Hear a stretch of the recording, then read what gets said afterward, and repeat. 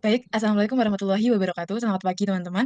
Di sini perkenalkan nama saya Iza sebagai moderator yang akan memandu jalannya sesi diskusi pada hari ini dan sekaligus peserta.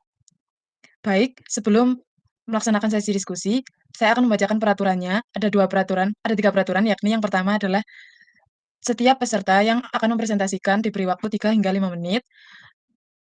Dan yang kedua, setelah semua peserta mempresentasikan, maka akan dilaksanakan sesi diskusi di mana semua peserta wajib open mic untuk melaksanakan diskusi tersebut dan tidak diwajibkan untuk mengangkat tangan sebelum berbicara. Jadi seperti diskusi biasanya dan itu berjalan selama 15 menit maksimal. Kemudian ketika sesi presentasi, bagi peserta yang tidak melaksanakan presentasi, harap tidak menyalakan mic-nya. Baik, untuk yang pertama, Jasmine Fahrani dipersilahkan.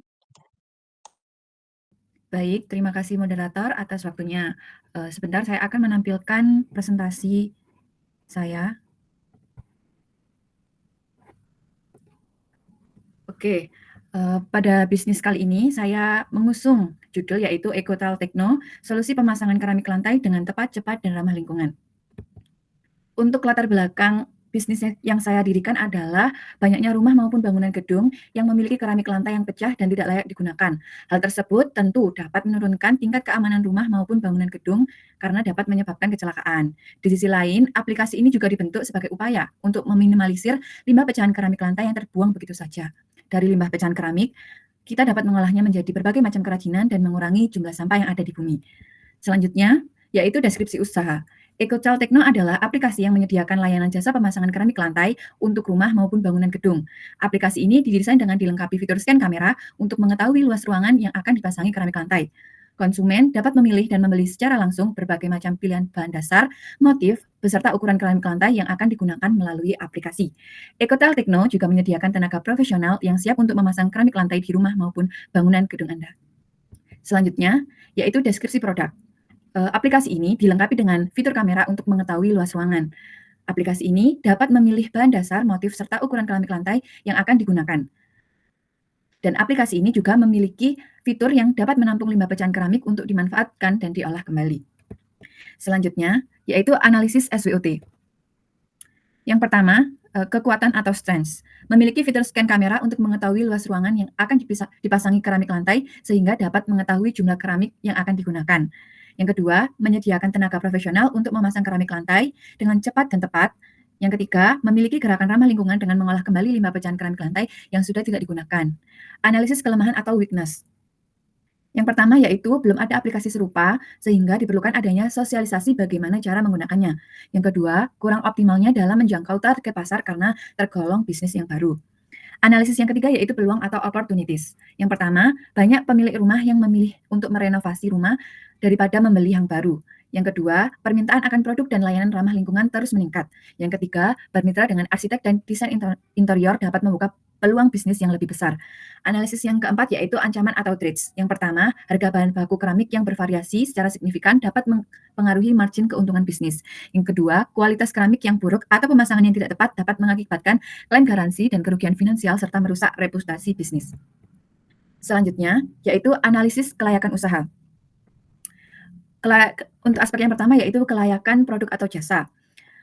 EcoCal Techno dapat menjadi terobosan baru bagi para pemilik rumah maupun bangunan gedung untuk menggunakan jasa pemasangan keramik lantai yang tepat dan anti ribet. Ide bisnis EcoCal Techno merupakan salah satu ide bisnis yang berpeluang besar terhadap permintaan akan pembangunan serta renovasi rumah. Aspek yang kedua yaitu kelayakan industri atau target pasar.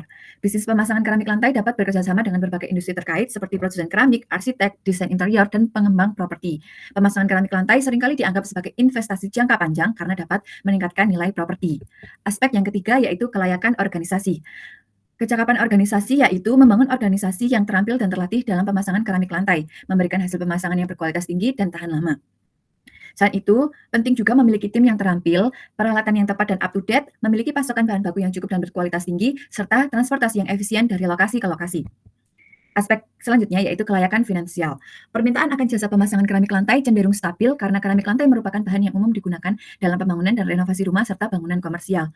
Bisnis jasa pemasangan keramik lantai memiliki potensi laba yang tinggi karena biaya pemasangan biasanya cukup tinggi dibandingkan biaya bahan baku. Dengan mengelola biaya dengan efisien dan menetapkan harga yang kompetitif, maka dapat diperoleh margin laba yang sehat.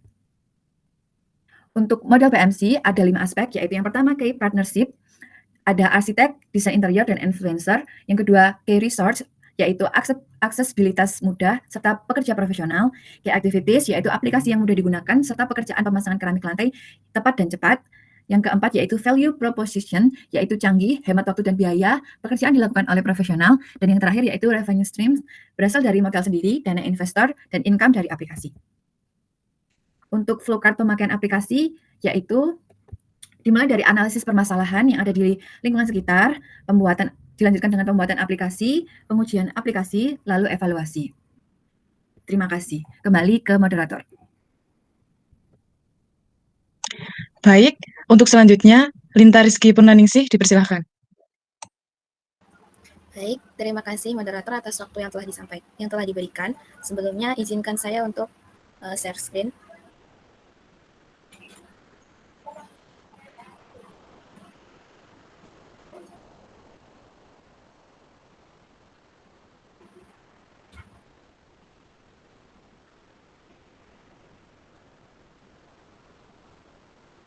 Apakah layar saya sudah terlihat?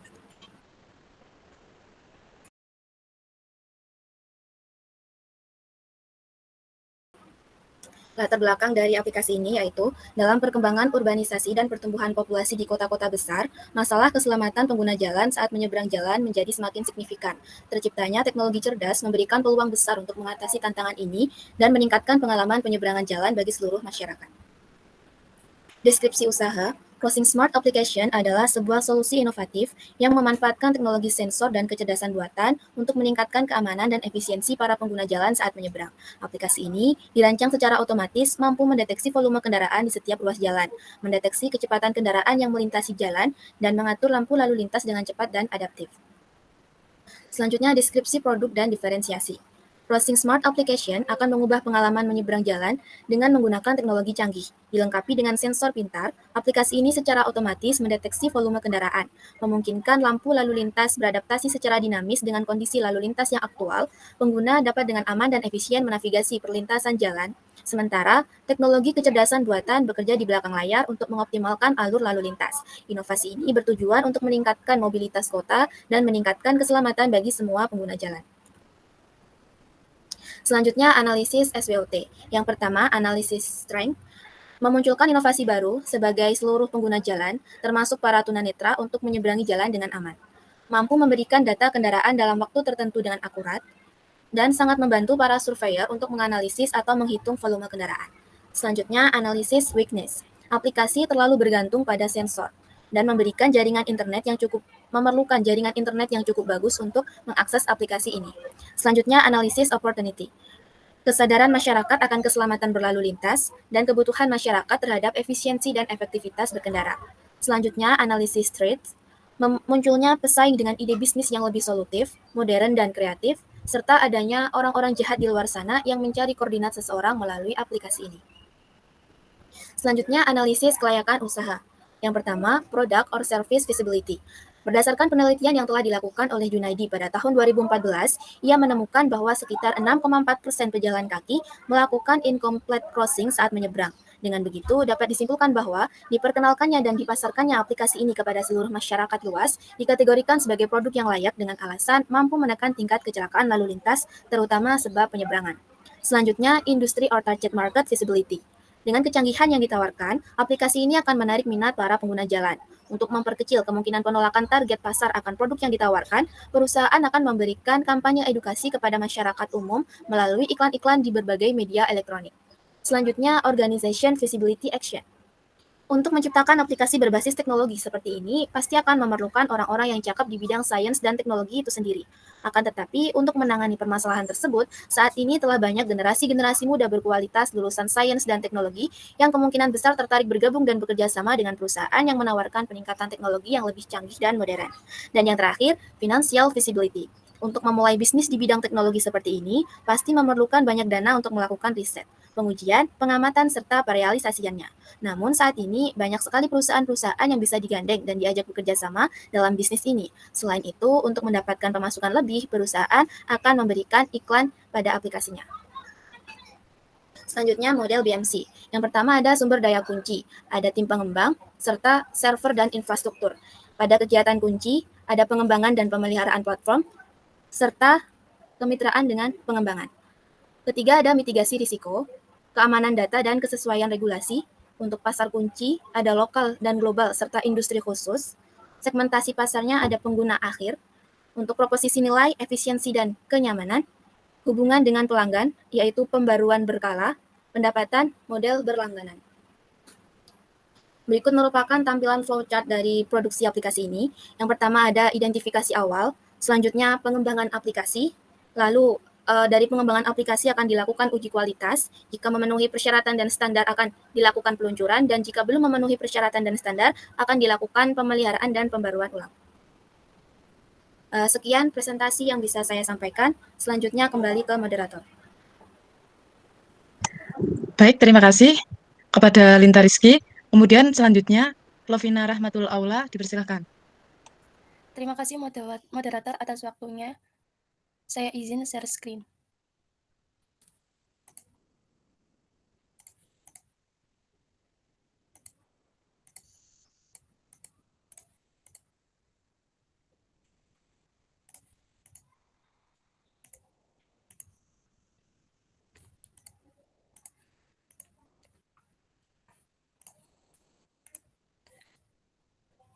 Di sini saya akan mempresentasikan aplikasi jasa konsultan perencana rumah dan bangunan tinggi dan jasa konstruksi. Latar belakang dari aplikasinya yaitu banyaknya masyarakat yang kesulitan mencari konsultan perencana dan tukang yang profesional, dan banyaknya masyarakat yang ditipu oleh konsultan perencana yang kurang profesional. Maka di sini saya memberikan solusi sebuah aplikasi dengan basic menjual jasa konsultan perencana dan tukang yang dijamin akan keahlian profesionalnya. Untuk deskripsi usaha, di sini saya membuat aplikasi konsultan perencana rumah hingga bangunan tinggi dari berbagai perusahaan atau CV. Untuk bergabung dalam aplikasi kita akan memberikan beberapa persyaratan terhadap perusahaan atau CV yang akan bergabung untuk memiliki sertifikat resmi akan keahliannya dalam perencanaan gedung, menjadikan pengguna percaya bahwa semua yang bergabung dengan aplikasi kita adalah perusahaan yang telah ahli dalam bidangnya. Lalu di setiap profil perusahaan atau CV, kita juga memberikan tempat saran dan penilaian kerja bagi pengguna yang telah menggunakan jasa. Aplikasi ini dapat memudahkan orang pertama kali yang belum punya pengalaman mencari konsultan dengan beberapa fitur di aplikasi yang lengkap dan perusahaan atau CV yang terverifikasi. Selain itu, di dalam aplikasi ini terdapat berbagai jasa tukang bangunan atau jasa konstruksi yang telah profesional untuk memudahkan pengguna mencari tukang yang ahli dalam berbagai macam bidang tertentu dengan sesuai budget yang dipunya. Selanjutnya, deskripsi produk. Aplikasi ini berfokus pada jasa konsultan rumah dan bangunan tinggi yang profesional dan sudah memiliki sertifikat akan keahliannya. Tidak hanya itu, di dalam aplikasi ini terdapat fitur-fitur seperti harga sesuai dengan budget yang dipunya, lalu ada fitur jasa konsultan bangunan tinggi atau rumah, lalu ada fitur jasa tukang atau jasa konstruksi, lalu ada fitur jasa deskripsi rumah atau bangunan yang akan dibangun, lalu akan ada rekomendasi salah satu jasa konsultan perencana yang sesuai dengan kriteria gedung yang akan dibangun konsumen. Lalu ada fitur memberikan masukan dan nilai pada setiap jasa konsultan perencana, lalu ada fitur jasa konsultan perencana offline yang ada di sekitar atau di wilayah sekitar konsumen. Untuk analisis SWOT, dari dalam bisnis, untuk kekuatannya ada peluang ide bisnis ini yang besar, lalu membutuhkan modal yang tidak terlalu besar, lalu dapat dikerjakan pada jarak jauh dan waktu yang fleksibel. Untuk kelemahannya, yang pertama tidak ada modal, lalu error sistem aplikasi atau keamanan aplikasi, lalu tidak memiliki keahlian dalam menjalankan atau membuat aplikasi. Untuk dari luar bisnis, peluangnya yang pertama banyak diminati oleh masyarakat, lalu memudahkan pengguna yang ingin mencari konsultan perencana dan tukang yang profesional dengan mudah, cepat, dan dapat diakses di mana saja. Lalu tidak memerlukan tempat atau lokasi. Untuk ancamannya itu masyarakat yang belum mengenal apa sih konsultan perencana itu, lalu masyarakat kurang percaya akan jasa yang disediakan di aplikasi. Yang terakhir ada masyarakat yang kurang paham akan teknologi aplikasi. Untuk analisis kelayakan, yang pertama keinginan atas produk. Banyaknya keinginan atas tersedianya jasa aplikasi konsultan perencana. Sebelumnya saya telah melakukan survei dari beberapa orang, mereka semua merasakan kayak perlu nih adanya aplikasi ini, seperti itu.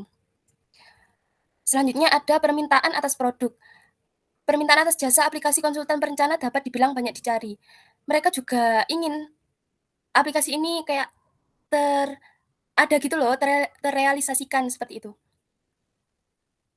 Selanjutnya ada analisis kelayakan finansial. Yang pertama, belum adanya dana untuk memulai ide bisnis tersebut. Selanjutnya, untuk kemenarikan finansial ide bisnis ini sangat menjanjikan apabila melakukan pemasaran dengan merata seperti iklan di media sosial, dan lengkapnya fitur-fitur yang ada di aplikasi, serta sedikitnya pesaing atau bahkan belum ada yang mempunyai fitur lengkap seperti yang ada di aplikasi ini. Selanjutnya modal BMC. Yang pertama ada key partnership atau kerjasama. Kita akan kerjasama dengan selebgram, influencer, platform media sosial. Lalu selanjutnya ada key activities atau aktivitas yang dijalankan. Yang pertama memperbarui perkembangan aplikasi, melayani chat aplikasi dengan cepat, ramah, dan memuaskan. Lalu ada sumber daya. Yang pertama, aplikasi ini mudah didapatkan, jasa yang sudah berkompeten di bidangnya dan profesional, jasa yang terpercaya, aman, dan amanah. Selanjutnya ada proposisi nilai konsumen. Yang pertama, dapat diakses di mana saja, mempersingkat waktu, mencari jasa yang diinginkan dengan mudah. Lalu ada hubungan konsumen. Yang pertama, kita akan membuat promo atau potongan harga untuk pengguna baru, potongan harga untuk pengguna berlangganan pada aplikasi, koin yang dapat ditukar dengan voucher. Lalu saluran.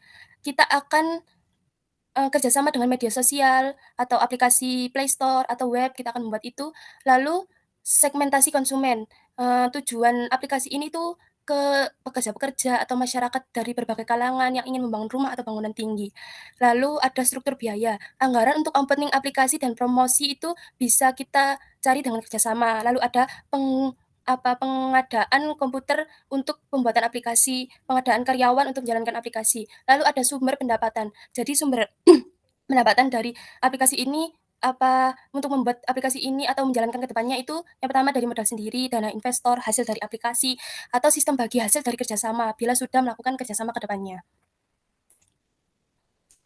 Selanjutnya ada flowchart produksi. Yang pertama kita memulai mengumpulkan data, lalu kita menganalisis, lalu kita perancangan aplikasi, lalu implementasi dan coding aplikasi, lalu pengajuan aplikasi.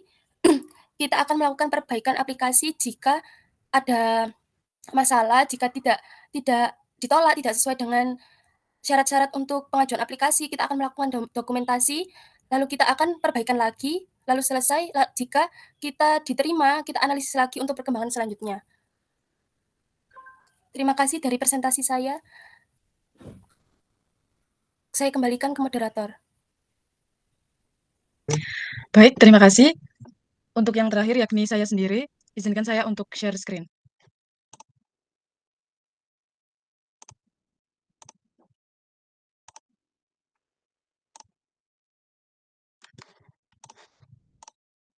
Baik, di sini saya memiliki ide Konex, yakni konstruksi ekspres.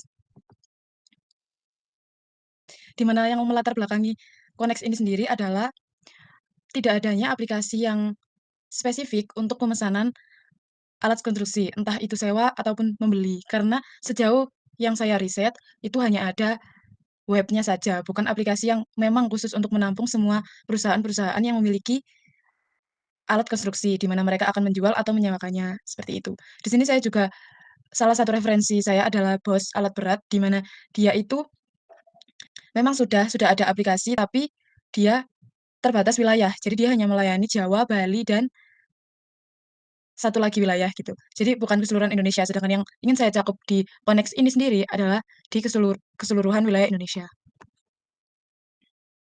Kemudian deskripsi usaha. Aplikasi Konex ini sendiri merupakan aplikasi persewaan dan pembelian alat konstruksi, di mana aplikasi ini bisa diakses dimanapun dan kapanpun dengan mudah, serta menjadi media pemerataan alat konstruksi di Indonesia, karena di Indonesia sendiri, alat konstruksi tersebut belum merata, sehingga di wilayah-wilayah tertentu itu terbatas, seperti itu. Kemudian, aplikasi ini juga terinspirasi dari aplikasi GoFood yang sudah tersedia di Indonesia. Kemudian deskripsi usaha dan diferensial, di mana bisa dilihat pada pamflet bahwa Konex ini sendiri merupakan aplikasi yang aman, cepat, dan praktis.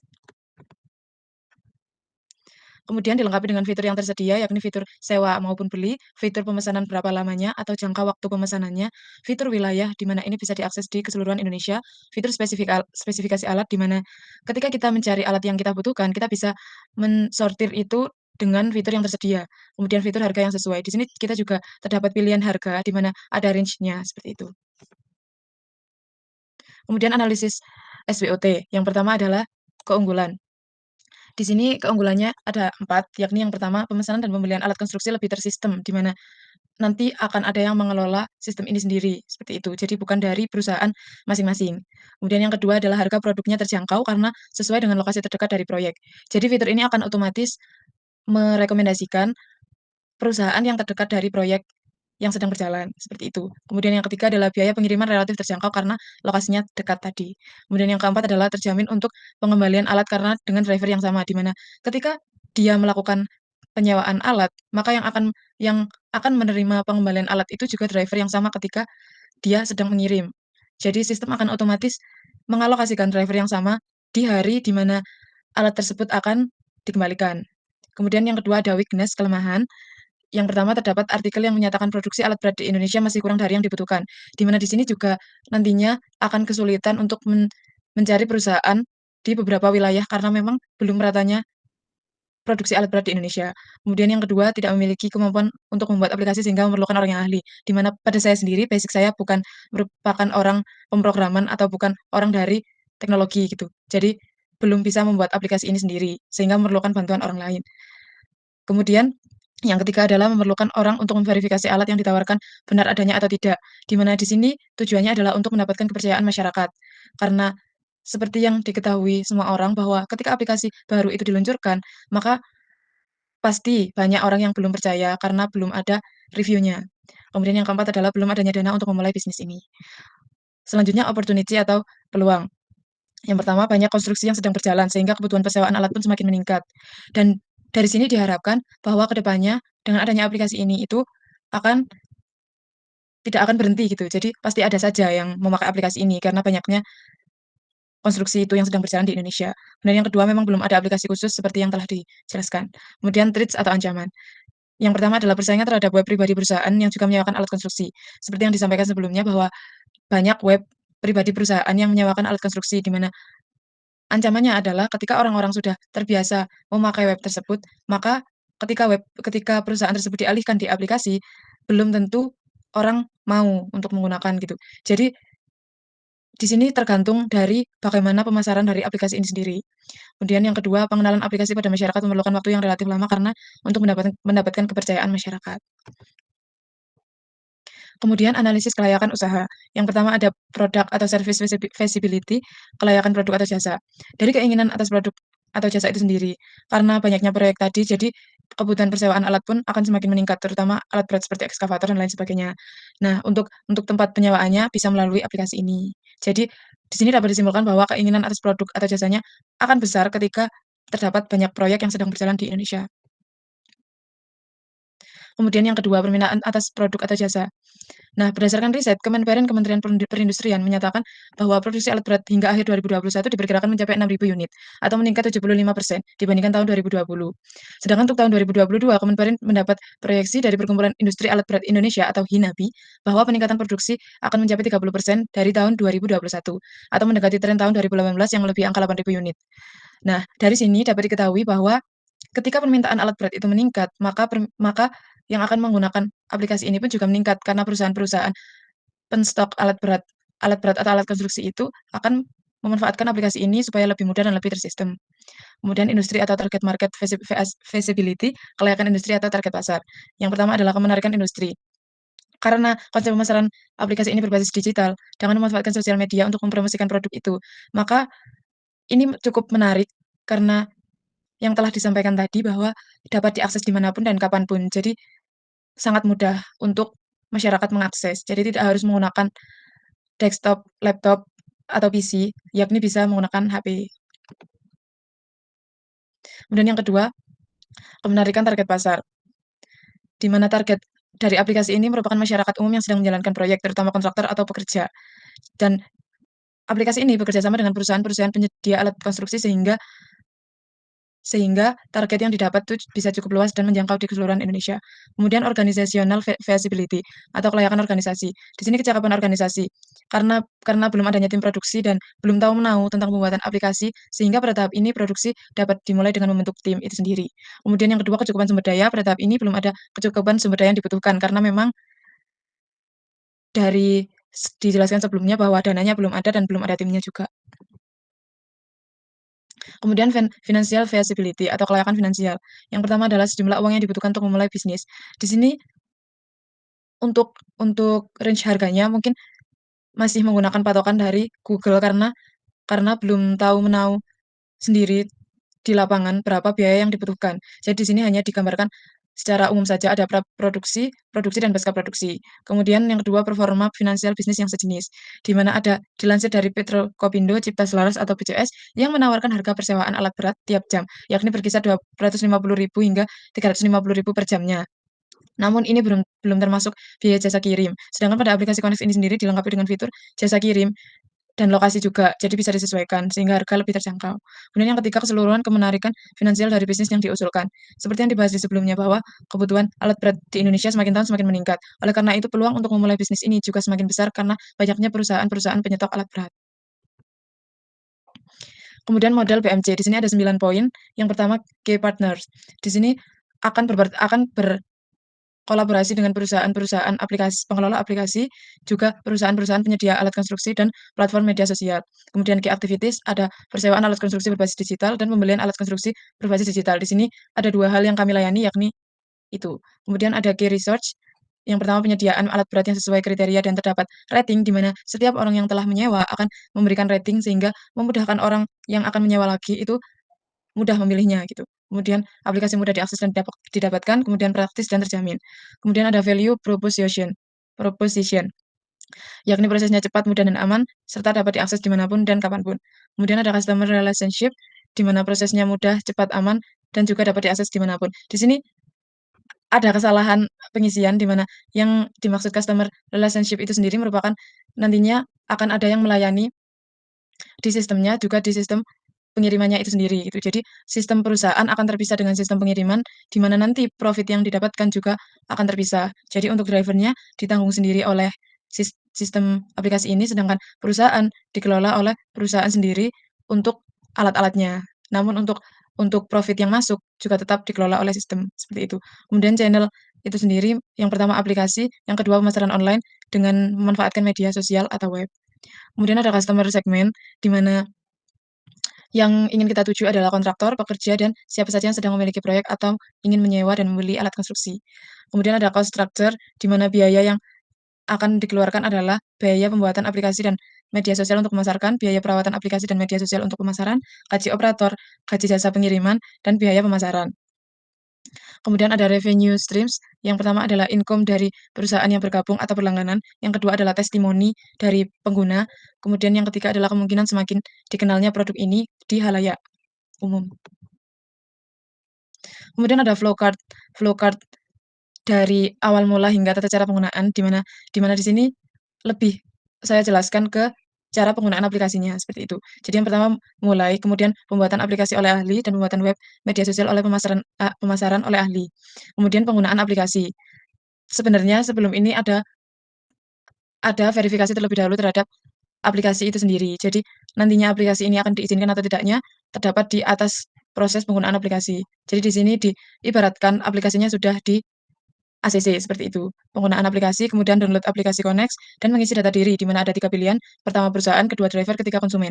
Dan isi dari masing-masing itu, poin intinya adalah seperti topik-topik itu sendiri. Jadi perusahaan yang mengisi alat-alatnya, driver ya mengisi alamat-alamatnya sehingga dia mendapatkan job yang pas dan strategis. Kemudian konsumen juga mencari alat-alat yang akan disewa dan selesai.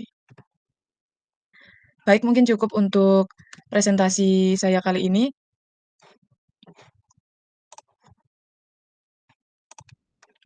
Baik, untuk selanjutnya akan dibuka sesi diskusi selama 15 menit. Dipersilakan untuk open mic bagi keseluruhan.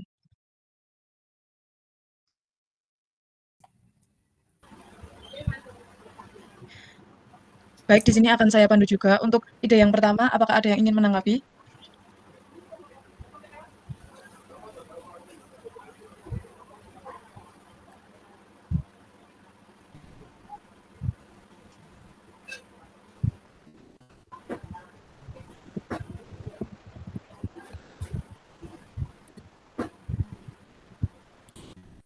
Sebelumnya langsung saja saya mau tanya, kira-kira dari yang lain untuk ide yang paling cocok dilanjutkan untuk pendaftaran, kira-kira itu mau dipilih yang apa? Menurut kalian cocoklah untuk ke selanjutnya. Baik, silakan Jasmine Farani. Oke, mungkin pendapat dari saya untuk ide bisnis yang akan kita gunakan ke depannya adalah ide bisnis dari Lovina Rahmatul Allah, yaitu jasa konsultan perencana dan pekerja konstruksi bangunan ramah lingkungan. Menurut saya hal itu sangatlah futuristik karena dapat mencakup banyak aspek di lingkungan dan juga sangat memberikan solusi untuk permasalahan di bidang teknik sipil. Untuk pengembangannya juga lebih bervariatif daripada ide-ide lainnya karena mungkin spesifikasi bangunan ramah lingkungannya belum terlihat jelas dari ide bisnisnya, nanti mungkin bisa dikembangkan lagi. Seperti itu. Terima kasih. Mungkin saya juga ingin memberi pendapat terkait ide Lovina tadi, itu buat pengembangannya mungkin bisa bekerja sama dengan GPCI atau Green Building Council Indonesia, di mana di sana ada pemeringkatan terkait spesifikasi bangunan ramah lingkungan, dan memang kalau konsultan perencana tadi akan dispesifikasikan ke bangunan ramah lingkungan, maka bisa berkolaborasi dengan GPCI sehingga tahulah poin-poin mana yang tepat, seperti itu. Kalau dari saya mungkin untuk ide dari Lovina setelah mendapatkan masukan dari teman-teman, menurut saya itu sangat menarik dan sepertinya juga akan berpotensi untuk selanjutnya mendapatkan pendanaan. Seperti itu. Baik, silakan Lovina. Kalau menurut saya, dari saya sendiri, saya juga setuju dengan ide saya. Tetapi saya juga punya kayak second choice lah, kayak pilihan kedua. Saya lebih kayak apa ya? Itu lebih canggih, lebih wah gitu.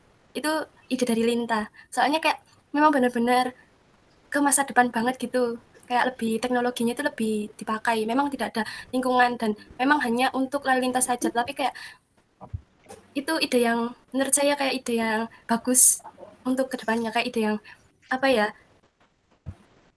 kayak jarang banget orang, ya mungkin sudah ada tapi kayak jarang banget orang itu memperhatikan hal-hal kecil seperti itu. Terima kasih.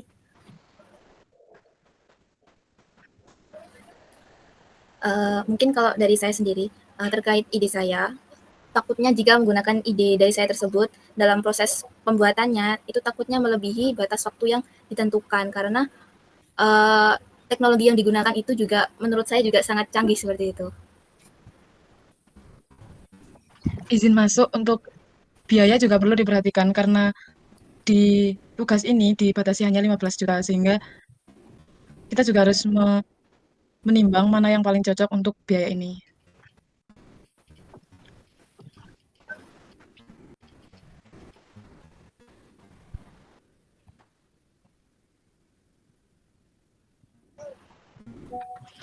Baik, Jadi, mungkin untuk keputusannya seperti apa? Baik, mungkin bisa saya buat polling sehingga tinggal memilih saja ya, teman-teman. Jadi di sini ada yang kita kerucutkan ada 2 ya, punya Lovina sama Linta.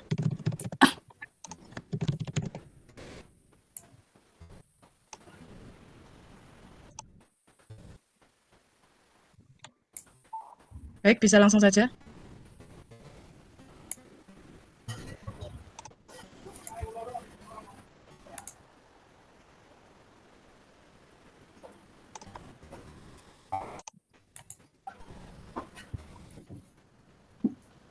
Baik, karena di sini bisa, apakah semua bisa melihat hasilnya? Belum. Di sini bisa terlihat Bisa. bahwa Lovina mendapatkan 4 suara, maka kesimpulan pada diskusi hari ini adalah untuk di tahap selanjutnya kita akan menggunakan ide Lovina.